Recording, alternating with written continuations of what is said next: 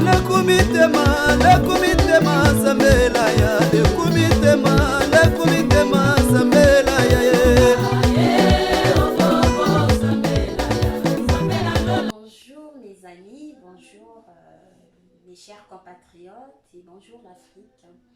Alors je viens aujourd'hui vous parler des dangers de l'alcool et de la cigarette chez les jeunes. Pourquoi je parle de ça aujourd'hui? C'est parce que je vois les dégâts que cause l'alcoolémie et puis le tabagisme chez les jeunes.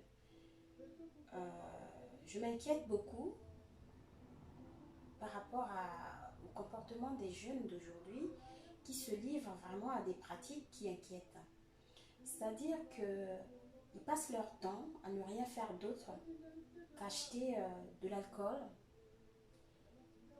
et à boire.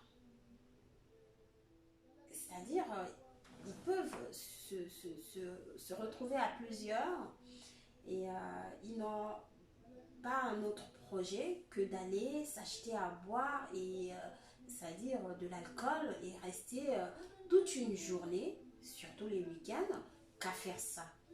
Et quand ils font ça, ils se livrent à des comportements assez néfastes pour nos sociétés. C'est-à-dire, ils sont dans la provocation, ils sont dans les bagarres, ils sont dans la vulgarité, ils se livrent à tout. En tout cas, il n'y a aucune retenue. Donc, moi, je parlerai plutôt du Congo parce que, voilà, c'est mon pays d'origine. Et donc, j'ai passé la majeure partie de ma jeunesse là-bas. Et donc, je sais à peu près quels sont les problèmes que nous avons au Congo. Donc, parmi tant d'autres, parmi tant d'autres problèmes que nous avons au Congo, il y a l'alcool. L'alcool chez les jeunes, même si aujourd'hui, même les personnes plus âgées aussi sont dans les mêmes pratiques, sont dans les mêmes problèmes, c'est-à-dire au lieu de créer des infrastructures qui permettraient aux jeunes d'avoir des perspectives d'avenir, ils passent leur temps à boire. Ils ne font pas autre chose, ils font que ça. Et donc, bon, je ne dis pas tout le monde, on ne va pas mettre tout le monde dans le même sac, mais vraiment une grosse partie de la population fait ça. Et pour eux, c'est normal. En fait, ils vont aller travailler. Une fois qu'ils ont fini de travailler, donc suivant s'ils travaillent dans la fonction publique ou dans le privé peut-être que ça se passe autrement. Mais moi, de ce que j'ai vu, ceux qui sont dans la fonction publique, en fait, une fois qu'ils ont quitté le boulot, parfois même, ils n'ont pas fini, ils n'ont pas terminé leur travail, ils quittent le boulot même pas à midi, peut-être avant midi, ils sont partis du boulot et ils sont où? Dans les Nganda. Dans les Nganda avec leurs amis, ils n'ont pas d'autres choses à faire, ils n'ont pas d'autres projets, ils vont rentrer chez eux le soir, tard le soir. Alors, quand ils rentrent chez eux tard le soir, est-ce qu'ils ont le temps de faire le devoir avec leurs enfants? Non. Je parle des jeunes qui ont déjà des enfants. Mais pour ceux qui n'ont pas d'enfants, ils vont rentrer chez les parents. Oui, quand ils rentrent chez eux, en fait, ils se livrent à des comportements inquiétants vis-à-vis de leurs parents. Parfois, l'alcool les pousse à la violence. Donc, ils installent un climat de violence chez eux simplement parce que ils n'ont pas de retenue. C'est leur propre argent qui les pousse à la dérive. Donc, c'est très inquiétant alors que les jeunes d'aujourd'hui devraient plutôt être vigilants face aux enjeux de la société, de la mondialisation. Les autres évoluent dans leur pays. Les autres évoluent, les autres sont en train de travailler. Pendant que la jeunesse congolaise, la jeunesse, bon, pas toute l'Afrique, une partie de la jeunesse africaine ne fait rien. C'est-à-dire que c'est inquiétant. Moi, je me dis, dans 10 ans, ça va donner quoi? Vu qu'ils ne font que boire, prendre de l'alcool, dans 10 ans, ça va donner quoi? Des cirrhoses de foie, Après, voilà. Donc c'est vraiment un problème, c'est vraiment un fléau qu'il faut éradiquer.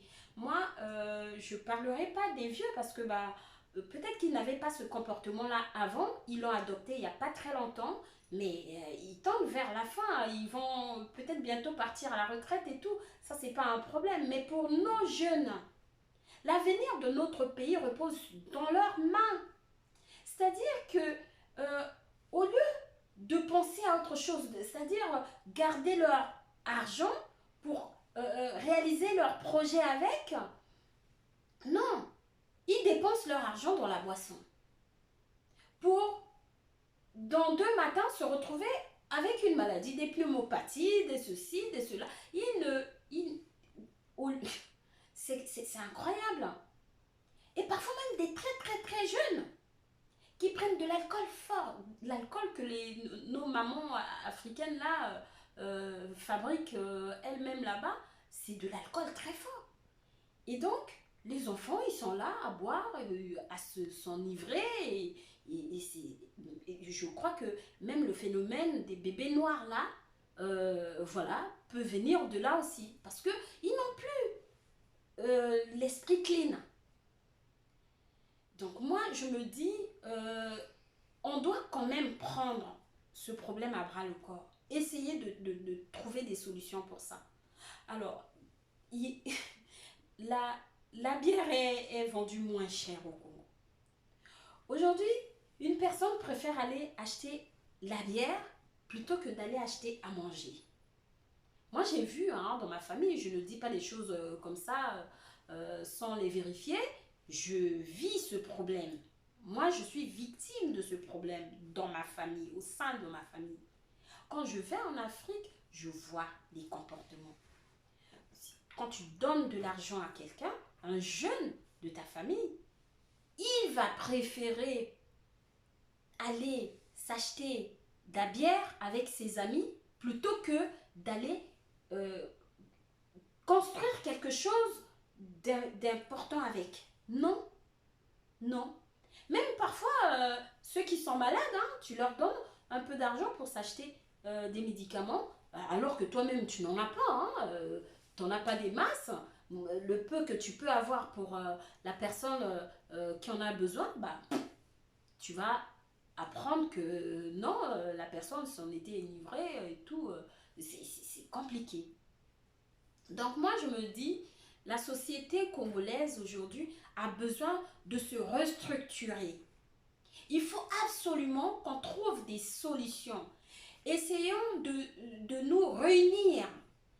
Utiliser les gens qui ont la capacité d'apporter des solutions à notre société. Essayons d'essayer de faire appel aux gens qui ont la capacité d'orienter les jeunes vers le droit chemin. Je ne sais pas comment il faut le faire, mais il faut trouver des solutions. Il y a urgence à le faire.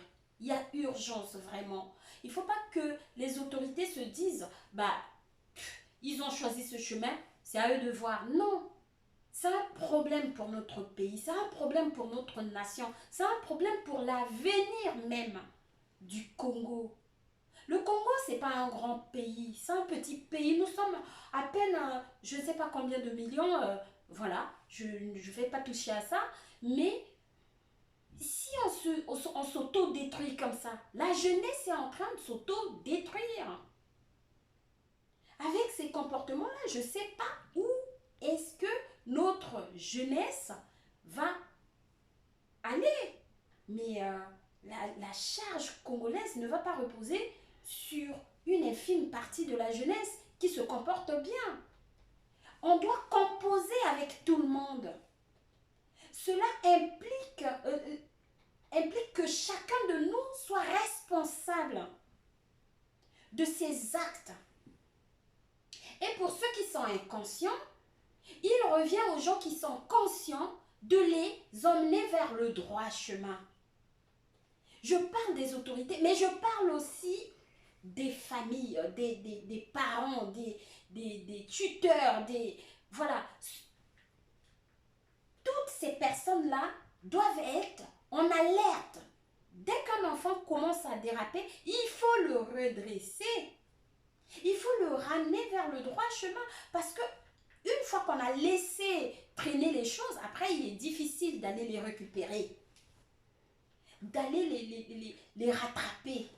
C'est très compliqué. C'est toute une nation qui va partir en vrille. Parce que c'est un vrai phénomène, ce problème au Congo. Les gens, ils boivent, ils dansent, ils font la fête à longueur de journée. Mais le Congo ne va pas se construire sur la base du désordre. Non. On parle de Congo, pays émergent d'ici, je sais pas, 2025, je sais pas, j'en avais entendu parler. Mais où en sommes-nous? Arrêtez de dormir, réveillez-vous. Pendant que les autres en Afrique travaillent, nous sommes là en train de dormir. On dort, réveillez-vous, les Congolais, réveillez-vous, peuple congolais. Vous êtes un peuple digne. La jeunesse congolaise, c'est une jeunesse de qualité. Hein? C'est une jeunesse qui a étudié, même si on trouve de tout. Mais voilà, on a beaucoup de capacités. Moi, j'ai l'impression que les responsables politiques aujourd'hui sont dépassés. Je vous appelle à vous ressaisir. Relevez-vous pour relever le Congo. Ne laissons pas le Congo sombrer. Je vous en prie, réveillez-vous. Les jeunes boivent. Les jeunes prennent de l'alcool. Les jeunes prennent des drogues. Les jeunes... C'est compliqué. L'un des problèmes majeurs du Congo, c'est celui-là. Parce que tout le monde est devenu inconscient. Pourquoi est-ce que la police applique la violence sur le terrain? Parce qu'elle-même, elle est dépassée. Elle est dépassée parce qu'elle voit. Donc, on n'a plus de valeur au Congo. Même la considération qu'on avait vis-à-vis d'autrui, il n'y en a plus. Donc, j'appelle l'État congolais à aider les jeunes. Essayer de créer des conditions d'emploi, on va dire, donner des perspectives d'avenir aux jeunes. Ne les laissez pas comme ça. Rattrapez-les, vous avez des possibilités de le faire. Le Congo, c'est un pays riche, non? Même si il y en a qui commencent à mettre en doute le fait que l'Afrique soit riche. Mais si, moi je sais que l'Afrique est riche. Moi, je fais partie des gens qui se sont faits tout seuls. Moi, j'ai perdu mon père très jeune. Et donc, à partir du moment où j'ai perdu mon père, j'ai commencé à me chercher, à chercher des solutions dans ma vie. Et donc, j'ai eu ma fille très jeune avant la mort de mon père.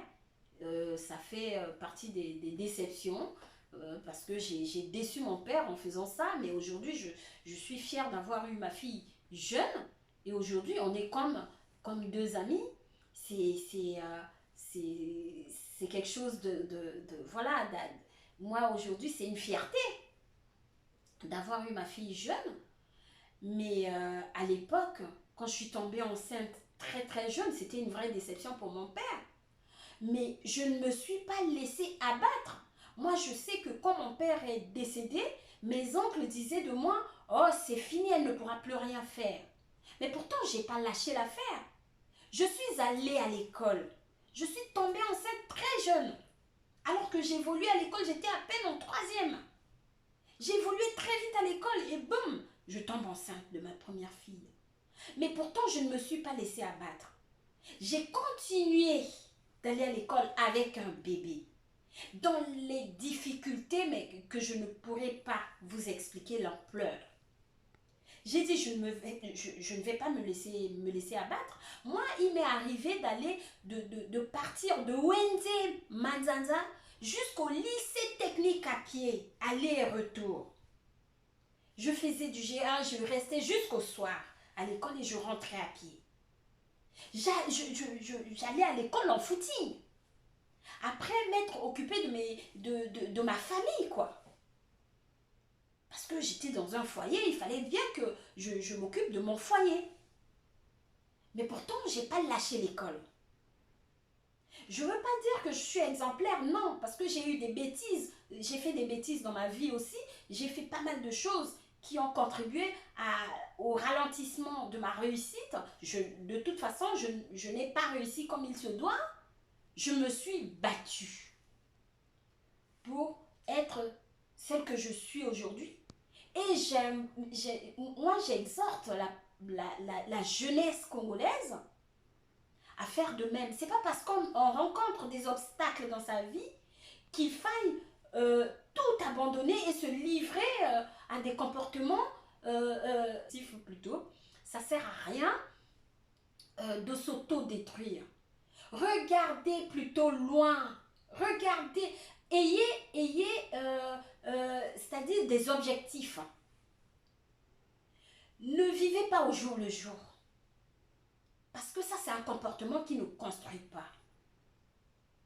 Il faut plutôt voir, mais la difficulté que je vis aujourd'hui, d'ici 5 ans, est-ce que j'aurai la même difficulté? Moi, je table sur 5 ans, mais ça peut être 1 an, ça peut être quelques mois. Il faut chercher. Entourez-vous des bonnes personnes. Des bonnes personnes qui vous poussent vers la réussite. Oui, et j'ai envie de dire à la jeunesse congolaise que une personne qui ne te donne pas de conseils par rapport à ton avenir, c'est pas une personne qui t'aime. C'est pas parce que tu vis une difficulté aujourd'hui que dans quelques mois, ces difficultés-là perdureront. Donc, moi, je dis aux jeunes aujourd'hui, bah, réveillez-vous, quoi. Réveillez-vous, arrêtez ces comportements et entourez-vous des bonnes personnes, des personnes qui vous donnent des conseils, des personnes qui vous orientent, des personnes qui peuvent être même critiques, très critiques vis-à-vis de vous.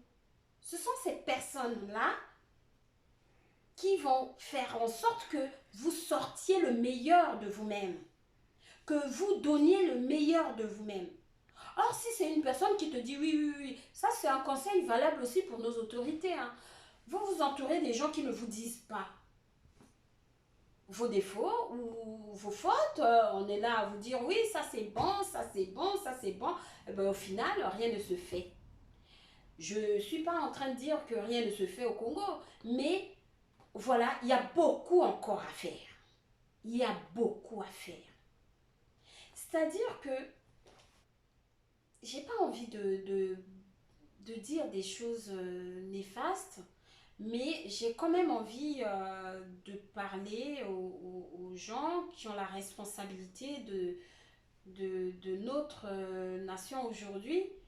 Le défaut que nous avons en Afrique, c'est qu'on n'aime pas les gens qui parlent comme moi, qui disent des vérités. On pense que ces gens-là dérangent. Il y en a beaucoup hein, qui m'ont dit arrête, qu'est-ce qui te prend, tu touches à des sujets délicats et tout. Mais j'ai envie de parler de mon pays. Je vois pas en quoi est-ce que c'est mauvais. J'ai envie de faire avancer les choses. J'ai envie de parler, de me livrer. C'est-à-dire que je me dis, bah, si parler comme je le fais là, arriver à me mettre en danger, c'est que vraiment, on n'a rien compris encore au Congo. C'est que vraiment, en Afrique, on a un problème. Je ne dis rien de méchant, je ne dis rien de grave. Je veux juste réveiller mes frères et sœurs. Juste faire comprendre à nos autorités aussi que là, il faut compter sur la jeunesse. Il faut compter avec la jeunesse. On ne peut pas construire un pays que sur une infime partie de la population. Non, non. On n'est pas éternel, hein. On voit, je sais pas, l'espérance de vie au Congo est de combien aujourd'hui. Je sais que ça évolue. Il paraît que ça a avancé de 4 à 5 ans ou 6 ans, peut-être, j'en sais rien. Mais c'est tant mieux pour nous. Maintenant, il ne faut pas que l'on revienne en arrière dans 2 matins. Non. Je sais que vous n'aimez pas les gens qui disent des choses comme ça, des vérités, mais c'est important qu'il y ait des gens aussi qui prennent le risque de les dire. Moi, je dis pas des choses pour déranger, non. Je dis les choses pour vraiment pointer du doigt ce qui ne va pas. Moi, je me dis, on est tous du Congo. Je peux même dire, il n'y a pas plus patriote que moi. Hein. Je vous assure. J'aime le Congo, mais au plus profond de mes tripes. Et donc, je dis, quel que soit comment, bah, je vais peut-être plus rester à croupir et à me morfondre et à m'apitoyer sur notre sort à nous. Non, je vais dénoncer ce qu'il y a à dénoncer et encourager ce qu'il y a à encourager. Et j'encourage aujourd'hui la jeunesse à se battre pour construire le Congo. À se battre comment? On ne peut pas construire le Congo sur la base de la politique et tout ça. Non, on a l'agriculture. Faisons de l'agriculture. Il y a le tourisme.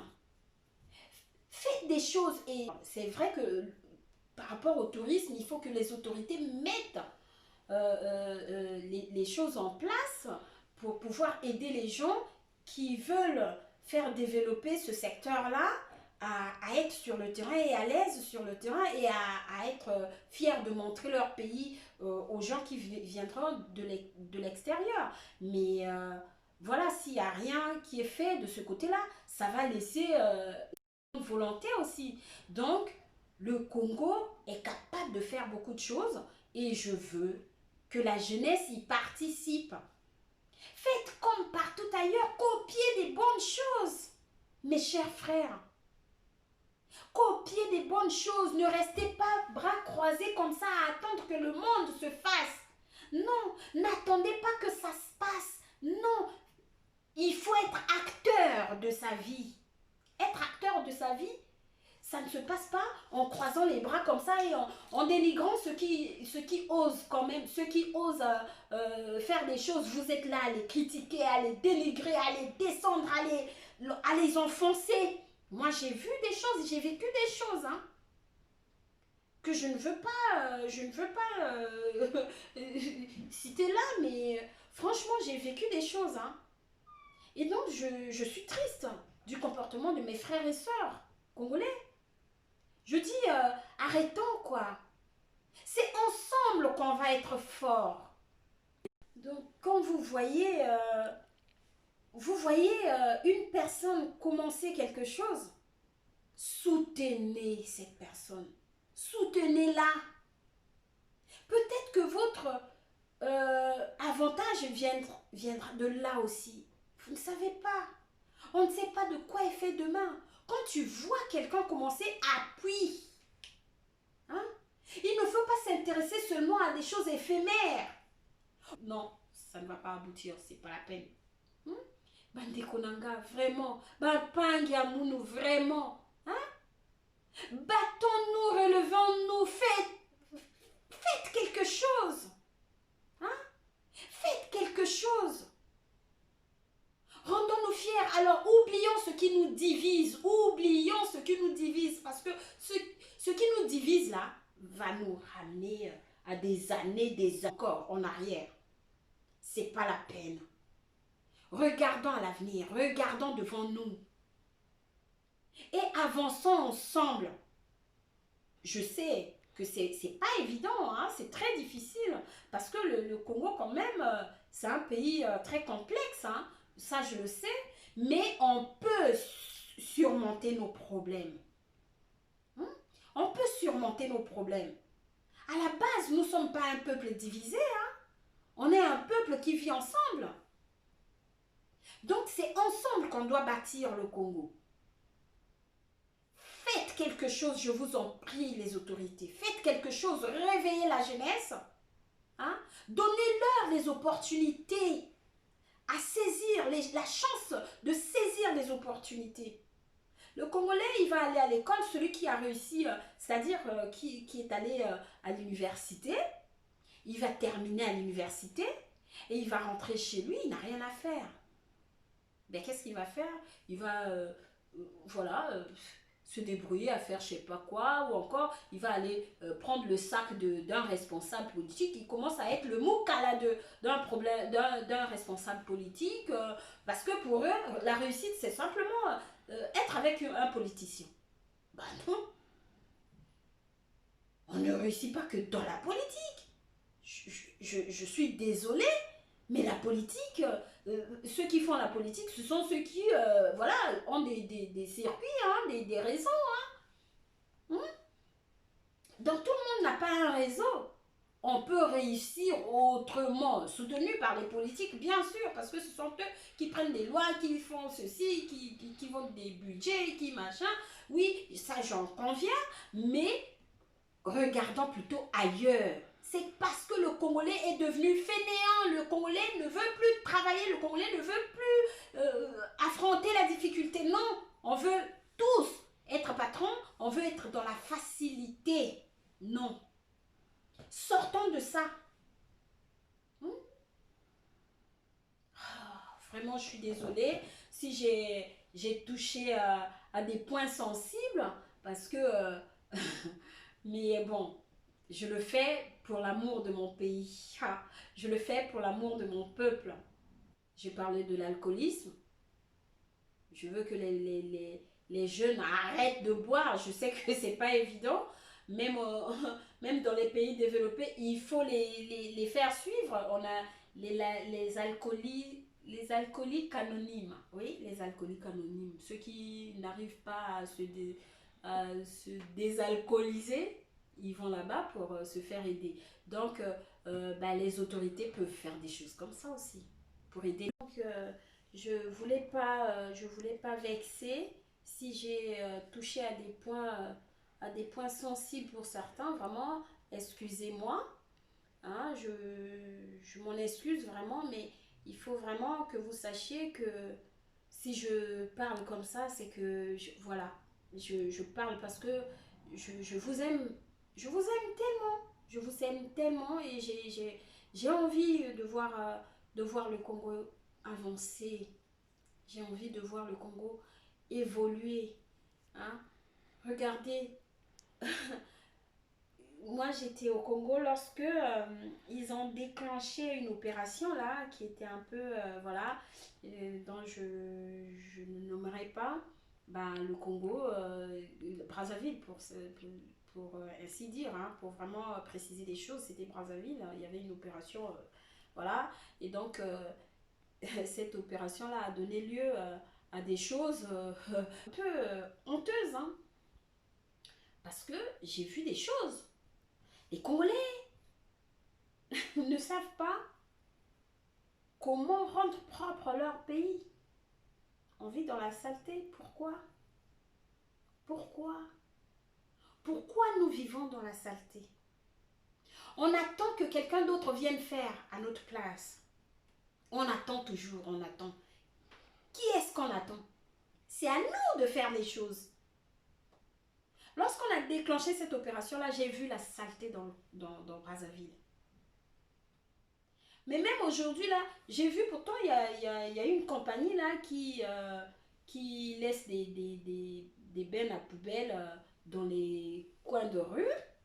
Ils sont mécontents hein, parce que pour eux, ils attendaient que l'État mette des camions en place pour venir chercher leur saleté dans leur parcelle. Attendez, qu'est-ce qui se passe? Ne faites pas ça. Bougez-vous, bougez-vous. Le monde est en train de bouger. Mais bougez avec le monde. J'ai envie de vous secouer. Moi, je comprends pas. Je ne comprends pas. Je ne comprends pas. Hein? Non, vraiment, franchement, mes frères et sœurs, Pardonnez-moi si je parle comme ça, mais c'est parce que je suis désespérée. Je suis désespérée, je ne sais plus quoi faire. Hein? J'ai envie que mon peuple avance, quoi. On est dans la critique, on est dans tout ce qui est mauvais. Je ne reconnais plus le Congolais. L'amour du prochain n'existe plus. Pourtant, ils prient beaucoup. Ils vont à la prière tout le temps. Il y en a même qui ont déserté leur foyer, qui se sont réfugiés dans les églises. Il y en a qui ne vont plus à l'hôpital. Parce que soi-disant, ils ont tellement la foi que pour eux, voilà, le traitement médical là ne fera plus effet. C'est que Dieu qui va guérir. Ben, quand tu vois leurs actes, mon Dieu, c'est incroyable. Ils sont pasteurs, mais ils font l'impudicité, excusez-moi. Mais on voit les actes, hein. Moi je parle pas comme ça hein, à la volée, hein. Non, non. J'ai vu hein, les preuves. Hein. Donc, c'est-à-dire que la jeunesse congolaise aujourd'hui fonde leur espoir, fonde son espoir sur les hommes de Dieu, alors que les hommes de Dieu sont simplement des humains, comme nous tous là. Moi aussi, je suis, oui, femme de Dieu, homme avec grand H. Hein. Donc, une jeunesse de qualité. La jeunesse congolaise, c'est une jeunesse de qualité. Une jeunesse avec un QI élevé. Il n'y a pas beaucoup de conditions au Congo. Même pour avoir Internet, là, c'est compliqué. Des bouquins, c'est compliqué. Mais tu discutes avec une personne, tu sens vraiment de la matière grise. Mais pourquoi est-ce que le Congo n'avance pas? Même dans les mentalités, que les effets de l'alcool et de la cigarette sont néfastes pour notre santé. Hein, donc, vraiment, faites attention à ça. Hein. Il n'y a pas que la sorcellerie qui tue, mais c'est notre ignorance aussi qui nous tue. Vraiment, j'en appelle vraiment à la conscience congolaise. Réveillons-nous pour essayer de sortir de notre impasse. Ça, c'est vraiment c'est un vrai problème, hein, un vrai fléau. J'appelle les autorités à mettre des mesures en place pour arrêter ce fléau qui va détruire notre population. Hein. Vous savez bien hein, que c'est un problème. Hein. Donc, ne laissez pas la population sombrer dans la perdition comme ça. Donc, trouvez des solutions. Eh ben oui, vous êtes là pour ça. Hein? Vous n'êtes pas là pour rien. Hein? Vous êtes là pour ça. Eh oui, c'est des solutions à trouver. Il faut les trouver. Hein? Donc, là, il y a la Covid. Vous êtes en train de chercher des solutions. Il paraît qu'il y a beaucoup de dons qui arrivent au Congo. Ben, faites au mieux. Hein? Hein? Soutenez les populations les plus démunies. Hein? Hein, parce que sinon après j'ai entendu dire qu'il y aura reconfinement. Reconfinement parce que bah, finalement le déconfinement n'a pas réussi. Mais je vous soutiens, mais si vous voulez faire le reconfinement, bah, il faut prendre des mesures déjà au préalable, en amont, prendre des mesures, mettre des mesures en place, aller vers les populations les plus démunies qui n'osent même pas venir vers vous. Hein, parce qu'il y a des il y a des pauvres, mais pauvres. Il y a des populations fragiles qui n'osent pas sortir de leur cocon pour venir vers vous. Hein. Donc c'est à vous d'aller les chercher aussi, de leur donner, de leur tendre la main, vraiment. Hein? Et puis, moi, j'ai une proposition, parce que je sais que c'est un problème au Congo aujourd'hui. Si on attend, on va connaître le pire. C'est-à-dire que les Congolais ne vont pas venir se faire soigner.